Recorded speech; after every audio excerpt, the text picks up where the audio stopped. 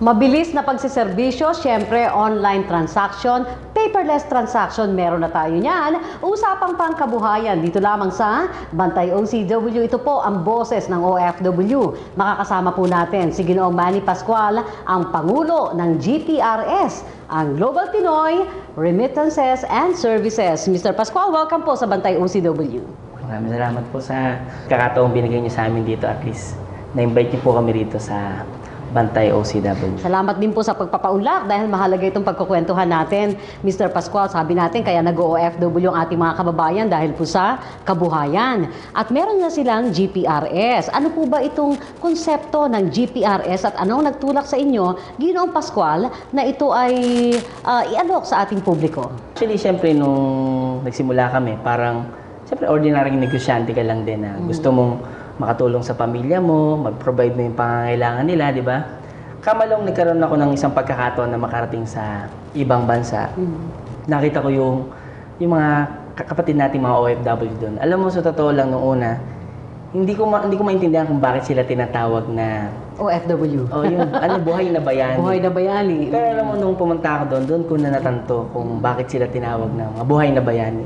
Kasi nakita ko yung sitwasyon nila doon. Na alam mo, na sa totoo lang, proud na proud ako kasi nakita ko yung mga tao doon na grabe pala talaga yung sakripisyo na ginagawa nila para lang mabuhay yung pamilya nila dito sa Pilipinas. Kaya sabi ko, tamang-tama tong company natin, tong Global Pinoy Remittance and Services sa kanila. Kasi yung mga OFW natin doon sa ibang bansa, normal na nilang ginagawa yung pagpapadala ng pera dito sa Pilipinas. Tama?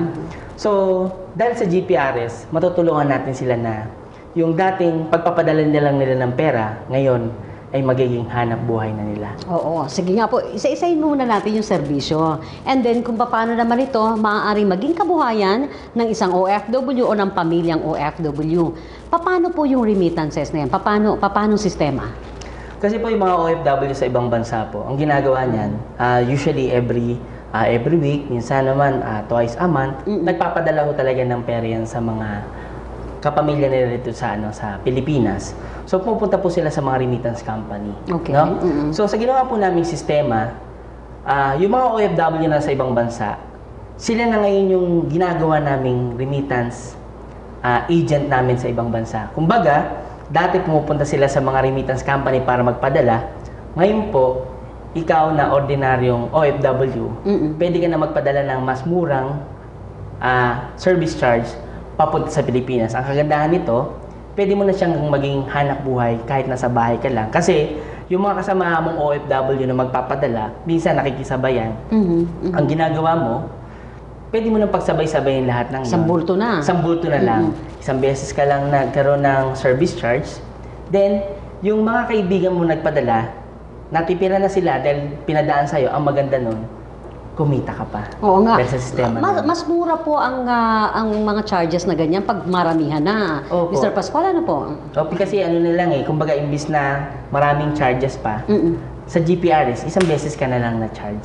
So itong nagbulto na ng mga padalang yan, siya ngayon yung nag-ahente, siya ngayon yung naghahanap buhay na OFW. Ganun naman po ang kalakaran doon nung nagpunta po ako sa ibang bansa. Nakita ko po na yung mga OFW pala doon, grupo-grupo pala sila. Opo. Ang ginawa ng mga grupo-grupo na yon, meron sa kanilang isang nagkaroon ng sistema ng GPRS. Tapos yung grupo na yon, 'di ba? Isa na lang ang nagpapadala, lahat ng 'yon na-accumulate nila.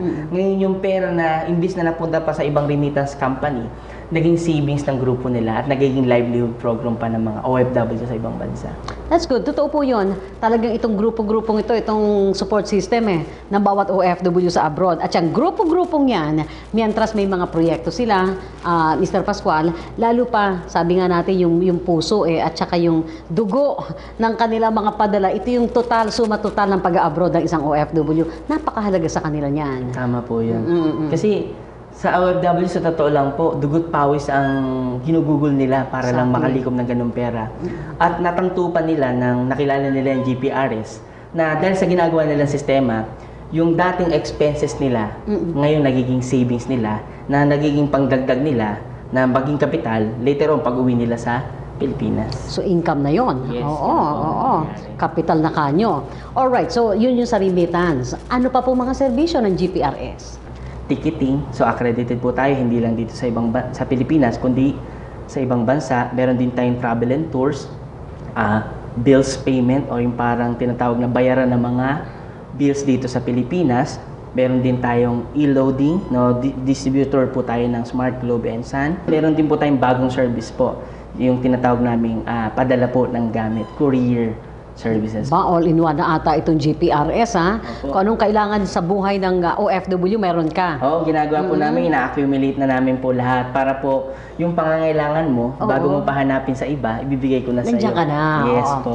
Nabanggit ninyo yung ticketing. Di ba kasi uso ngayon yung online. Napakaraming hindi makapag-avail nito mga online, yung mga e-tickets na ito. Paano bumili niyan? Meron naman, can afford naman, may mga credit cards, pero nagkakaproblema sa mga system. Bakit bentaha na sa GPRS kami pupunta? Kasi po ang ginawa po namin, since direct naman po kami sa mga airlines, ang ginawa po namin kasi kinonsolidate namin lahat ng airlines na to. Kasi meron po tayong IT company, which is yung Anlitech po. Kinonsolidate namin lahat ng platform na yan into one system. Kaya yung mga tao natin, pag nag-search po sila ng flight, isang search lang nila, lahat po ng airlines sa buong mundo, pwede po nilang makita. Makikita nila yung presyo from lowest to highest. Hindi sila magbubukas ng kung ano-anong website, isang website lang sa GPRS lang, mapipili nila ang presyong pinakamura. Tapos yun ang bibilihin nila. So talagang, big deal yung makukuha namin doon. Magandang deal na. Opo, kasi yung ginawa po namin, yung income po namin, ginawa namin, yun yung discount mo. Oh, Ganun po. Yung maliit lang po yung natira sa amin pang maintenance system, pero the rest of our income, yun yung nagiging discount mo. Ganun po siya. So Kaya yung nagiging income po siya ng OFW. income na ng OFWs, ka-share mo na siya. Opo, para naging part, since ginagamit mo to, dati mo lang ginagamit, ginawa po namin, dito na lang gamitin mo. Kasi dati ka namang bumibili nito, pag dito ka bumili, Opo. may discount ka na, pwede ka pang maghanap buhay. Oo nga eh. Yung konsepto ng paghahanap buhay, yun ang susi doon eh. Opo, kasi naniniwala po ako sa konsepto na di baling maliit ang kitain mo sa isang transaksyon, ay importante. Maraming taong pwede mag-promote sa'yo. Exactly. Kasi ibig sabihin po, yung negosyong binuo mo, di ba, maraming mo, na-share mo sa mas maraming tao, mas maraming gumamit. So, maliit lang income mo, pero marami kang natulungang tao. So, may ticketing tayo dyan, remittance, okay na. Yung loading, paano po yun? Gumawa rin kami ng isang platform kasi 'di ba hiwa-hiwalay talaga yung si Smart, Globe, and Sun, 'di ba? Ginawa ko namin, nag-create po kami ng unified system naman sa loading na kahit isang phone lang gamit mo, pwede ka mag-load ng 3 telco. Pwede ka mag-load ng Globe, Smart, and Sun kahit isang cellphone lang gamit mo. So then, ginawa po namin, in-upgrade pa namin siya ng gusto. Nilagyan pa namin po ng web na kung saan, kahit wala ka namang phone, naka-internet ka naman, pwede ka naman mag-load din gamit ang iyong internet. Plus, inad na po namin halos lahat po ng gaming cards Ba, dito sa may buong add-on na Pilipinas. ha? Opo. Oo. Para hindi lang Globe, Smart, and Sun, pati gaming cards po, nilagyan na namin doon sa system. So lahat po ito online Online po lahat yung transaksyon natin. at the comfort ng inyong tahanan. Opo, kumbaga, kaysa lalabas ka pa, Oo. sa bahay mo, may internet ka, may phone ka, you can do all of the transaction of GPRS. Pag sinabi, sir, balikan ko yung remittance eh. I'm sure yung ating mga kababayan sa ibayong dagat, dyan ang tutok eh. Kapag pinadala yan through GPRS, saan ang punta? Sa kanya-kanyang account na nila? Siyempre po, di ba, yung mga tao na hindi pa well-versed about our business, pinapadaan pa rin nila sa mga traditional channel ng mga partner namin. Pero ngayon po, tinuturuan na namin sila na dumiretso na dun sa sistema mismo ni GPRS.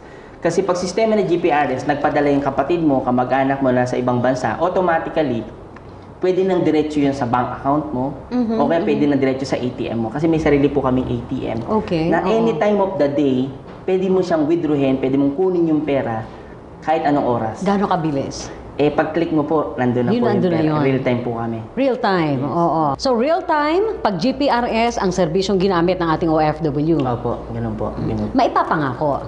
Actually, yun po talaga yung ginawa namin konsepto. Kasi pag hindi ka kakaiba, hindi ka makikilala. Tama. Mhm. Di ba po? So sa ginawa namin sistema, Aha. umugong ho kami, hindi lang ho dito sa Pilipinas, pati ho sa ibang bansa. So totoo lang po, ang dami tumatawag sa amin mga iba't ibang kumpanya ho ngayon na gusto hong kausapin si GPRS.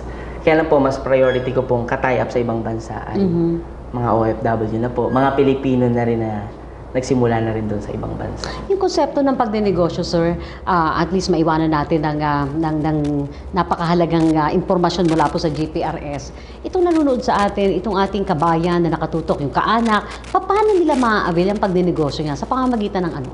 Actually po, kahit sa internet, makikita po nila na kami.